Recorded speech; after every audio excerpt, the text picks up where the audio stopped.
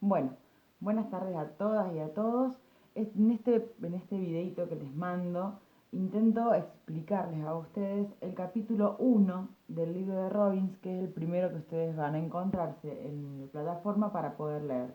De ese libro que yo les dije, cuidado, que lo impriman todo, vamos a leer el capítulo 1 y vamos a empezar por el punto 3, que es el que más nos importa a nosotros, porque habla específicamente de la introducción al comportamiento organizacional. Cada vez que hagamos la C.O, significa comportamiento organizacional. ¿Y qué es el comportamiento organizacional? Es justamente un cúmulo de estudios que se ocupa de investigar, saber y predecir las conductas de las personas o los comportamientos de las personas dentro de una organización. Ahora bien, como yo les contaba, es un campo de estudio. ¿Por qué? Porque tiene muchas disciplinas y ciencias en este cuerpo común de conocimiento. ¿Qué es lo que estudia? La motivación, el comportamiento, el liderazgo y todas las características que puede tener una persona en su comportamiento dentro de una empresa, por ejemplo. Pero hay tres determinantes que impactan dentro de ese comportamiento de las personas, que son las personas en sí mismos, los grupos y la organización en su conjunto. Este es un estudio entonces que no solamente estudia al individuo, sino que estudia al individuo dentro de una organización, al individuo en los grupos dentro de la organización y la organización en su conjunto. ¿Para qué estudia esto? Justamente para mantener o aumentar la efectividad de una empresa. Ahora, ¿cómo lo estudia? Acá vemos, no sé si se dan cuenta ustedes, que este es un corazón y esta es la razón. ¿Cómo se estudia a la persona dentro de la organización? Bueno, se lo estudia de tres maneras. Primero, teniendo un enfoque casual. ¿Qué quiere decir? A partir de la intuición, a partir de lo que uno piensa, de lo que uno supone. Segundo, pero no menos importante, es el estudio sistemático, el estudio científico del comportamiento. Esto que no buscando relaciones, que no hay algo aleatorio, algo al azar, sino que empieza a buscar regularidades. ¿Para qué? Para poder predecir. En este estudio yo no tengo regularidades, sino que es lo que supongo, pero nada más, o intuyo. Acá sí estudio a través de un método científico. Pero no solamente eso, sino que también hay un tercero, una tercera pata que estudia dentro del comportamiento organizacional, que es la administración basada en la evidencia. Hay muchos estudios que evidencian diferentes aspectos importantes de una empresa y también se estudian dentro del comportamiento organizacional. Siempre pensemos que la eficacia de la que estamos hablando tiene que ver con lo humano, no con el capital, no con lo financiero, no con lo productivo, sino que siempre estamos pensando en el comportamiento organizacional y a partir de ahí es que hacemos todos estos estudios. ¿Para qué? Para ver cómo tomamos las decisiones con los componentes de las decisiones del comportamiento organizacional. Así tomamos las decisiones. Bien, ¿qué es este cuerpo de conocimientos que nosotros decíamos que tenía el comportamiento organizacional? Bueno, es un cuerpo de conocimiento de muchísimas ciencias, de la psicología social, de la sociología, de la antropología. ¿Por qué? Porque estudiamos al individuo, al grupo y a las organizaciones. Entonces, todo este cúmulo de ciencias hacen al estudio del comportamiento organizacional.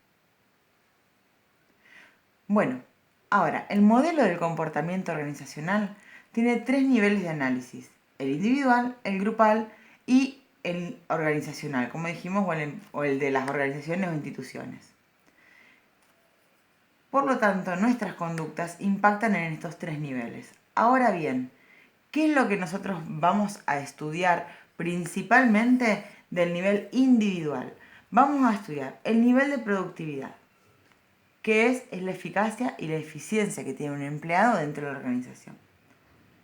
Vamos a estudiar el nivel de ausentismo que tiene esa persona. ¿Qué es el nivel de ausentismo? Es cuánto falta a trabajar, básicamente. La inasistencia frecuente al trabajo. Vamos a estudiar la rotación de personal de una empresa. Si yo tengo una empresa donde tengo un alto nivel de rotación, algo me está diciendo esa variable. Pensemos en empresas de la zona o en negocios de la zona, qué reputación tienen cuando nosotros decimos, uy, cambian todo el tiempo de empleados. ¿Qué es lo que pensamos de esos lugares? Y también vamos a estudiar Esto que es la conducta que se aparta de las normas. Hay empleados que violan sistemáticamente las normas de la empresa, los protocolos, el cómo hacer las cosas. Capaz que lo hacen, pero lo hacen de diferente manera y sabemos que cuando hay protocolos que seguir, si alguien se corre de la norma, es muy complejo seguir sosteniendo la efectividad. También tenemos otro punto a estudiar dentro del nivel individual del comportamiento organizacional, que es uno muy lindo, que es el comportamiento ciudadano organizacional, que es lo que hacen las personas más allá del deber, más allá de lo que es su rol por, por, por definición de puesto de trabajo incluye o implica. Es lo que hacemos más allá del trabajo que debemos, digamos. Y por último vamos a estudiar la satisfacción laboral, que es la más difícil de estudiar porque no es una acción, sino que es una actitud. ¿Qué son todas estas cosas? Productividad, ausentismo, rotación, conductas que se apartan de las normas, comportamiento ciudadano organizacional y satisfacción laboral son variables. Es decir, si las ponemos en un péndulo, cosas que se mueven y que a partir de su movilidad podemos explicar o predecir cómo puede ir nuestra empresa, siempre teniendo en mente que estamos hablando de las personas.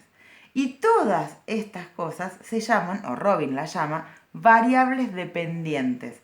¿Por qué variables dependientes?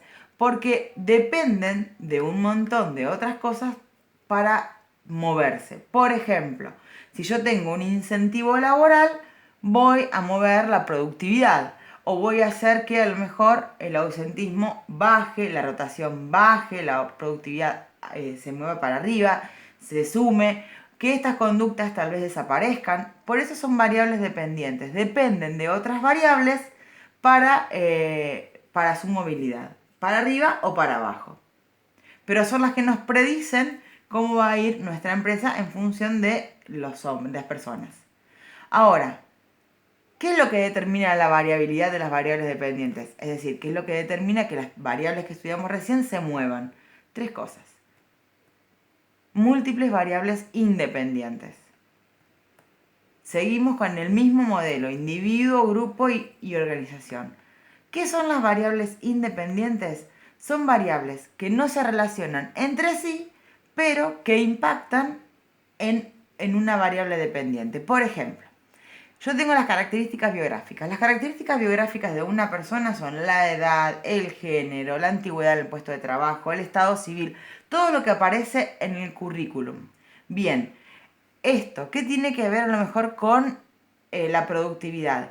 Tiene que ver, ¿por qué? Porque depende de la edad que tenga esta persona y la familia que tenga esta persona, es la estrategia de motivación que yo voy a utilizar para que no falte al trabajo, para que aumente su productividad, para que no se vaya de mi empresa.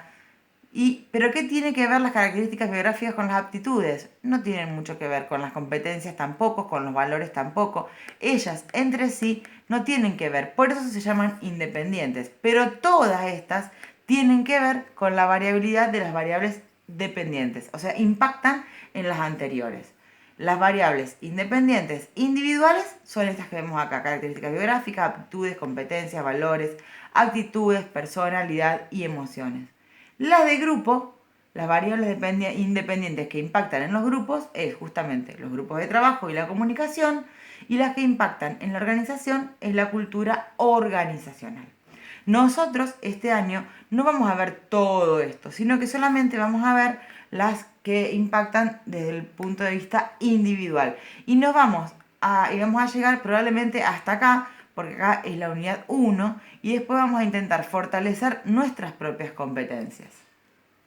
Bueno, hasta acá es el capítulo 1 de Robbins que ustedes tienen que leer. Ahora vamos a pensar y a trabajar juntos con el primer trabajo práctico. Van a ir a buscar el PDF, van a buscar los textos y los artículos periodísticos, los artículos periodísticos que yo les pido, que pueden buscarlos en la web o pueden buscarlos acá abajo, por eso está la flecha.